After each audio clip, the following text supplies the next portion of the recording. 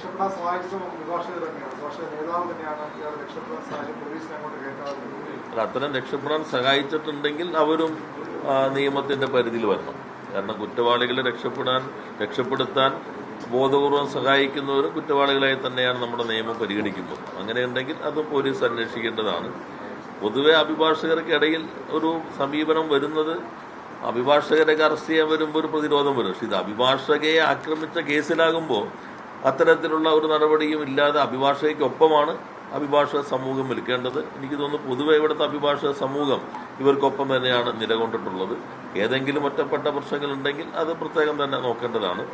രക്ഷപ്പെടാൻ സഹായിച്ചവരുണ്ടെങ്കിൽ അതിന് നിയമത്തിന് മുൻപിൽ അവർ കുറ്റവാളികളെ തന്നെ കാണാൻ കഴിയുകയുള്ളൂ.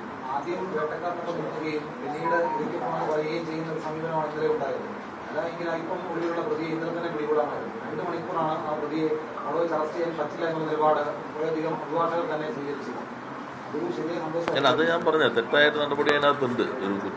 പ്രത്യേകിച്ചും അഭിഭാഷകർ ചില ഘട്ടങ്ങളിൽ അവരുടേതായ പ്രതിരോധങ്ങളൊക്കെ തീർക്കാറുണ്ട്. കോടതി തന്നെ ചില സന്ദർഭങ്ങളിൽ ഇടപെട്ടിട്ടുണ്ട്. പക്ഷെ ഇവിടെ അഭിഭാഷക തന്നെയാണ്, ഒരു വനിതാ അഭിഭാഷക ഈ രൂപത്തിൽ ആക്രമണത്തിന് വിധേയരാകുമ്പോൾ സ്വാഭാവികമായിട്ടും എല്ലാം മറന്ന് അഭിഭാഷക സമൂഹം ഇവർക്കൊപ്പമാണ് നിലയുറപ്പിക്കേണ്ടത്.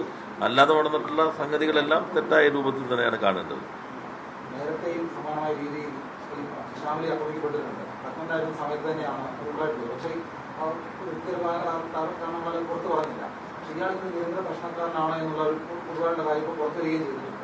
ഇയാൾക്കെതിരെ ബാർക്കൗൺസിൽ മാറ്റി നിർത്താനപ്പുറത്തേക്ക് മറ്റ് നിയമങ്ങൾ സ്വീകരിക്കുക. അല്ല, പോലീസ് ഇപ്പോൾ കേസ് രജിസ്റ്റർ ചെയ്തിട്ടുണ്ടല്ലോ. അത് ജാമ്യമില്ലാത്ത വകുപ്പ് തന്നെ ചുമത്തി കേസ് രജിസ്റ്റർ ചെയ്തിട്ടുണ്ട്. കേസ് അന്വേഷണത്തിന്റെ സന്ദർഭത്തിൽ ഇപ്പോൾ നിങ്ങൾ പറഞ്ഞതുപോലെ വേറെ ഏതെങ്കിലും പരാതികൾ വരികയാണെങ്കിൽ ആ പരാതികൾ ഗൗരവമായി തന്നെ പോലീസ് പരിഗണിക്കും.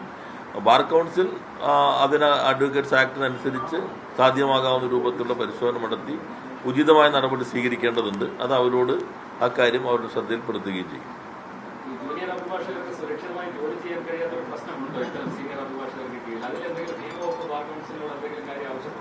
അല്ല, അഭിഭാഷകർ ഞങ്ങളോട് ഇപ്പോൾ എറണാകുളത്ത് ചേർന്ന സർക്കാരിൻ്റെ വാർഷികത്തോടനുബന്ധിച്ചുള്ള മുഖാമുഖത്തിൽ അഭിഭാഷകർ ആവശ്യപ്പെട്ടത് അഭിഭാഷകർക്ക് നേരെ നടക്കുന്ന ആക്രമണങ്ങളിൽ നിന്ന് അവർക്ക് സംരക്ഷണം നൽകാൻ കഴിയുന്ന നിയമം ചില സംസ്ഥാനങ്ങളിൽ പാസ്സാക്കിയിട്ടുണ്ട്.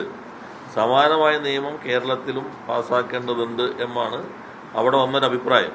അപ്പോൾ ഞങ്ങൾ പറഞ്ഞ അതെല്ലാം നമുക്ക് മറ്റ് സംസ്ഥാനങ്ങളിൽ എന്താണ് ചെയ്തതെന്ന് പരിശോധിക്കാം, എന്നിട്ട് ഉചിതമായ കാര്യങ്ങൾ ചെയ്യാമെന്നാണ് മുഖ്യമന്ത്രിയും അവിടെ മറുപടി പറഞ്ഞത്.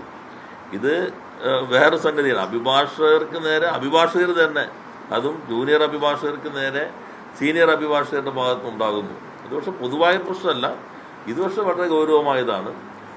പ്രത്യേകിച്ചും നേരത്തെയൊക്കെ സീനിയർ അഭിഭാഷകർ ജൂനിയർ അഭിഭാഷകർക്ക് വേണ്ടത്ര പരിഗണന നൽകുന്നില്ല എന്ന പരാതികളൊക്കെ ഉണ്ടായിരുന്നു. അത് പരിഗണിച്ചിട്ടാണ് ഗവൺമെൻറ് തന്നെ ഒരു പ്രത്യേക സംവിധാനം ഏർപ്പെടുത്തിയത്.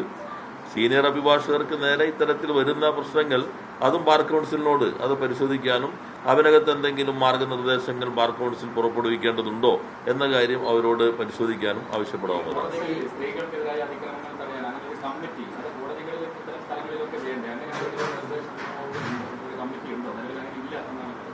അങ്ങനെ എല്ലാ സ്ഥലങ്ങളിലും സർക്കാർ ഓഫീസുകളിലാണ് ഇന്റേണൽ കമ്മിറ്റികൾ വരുന്നത്.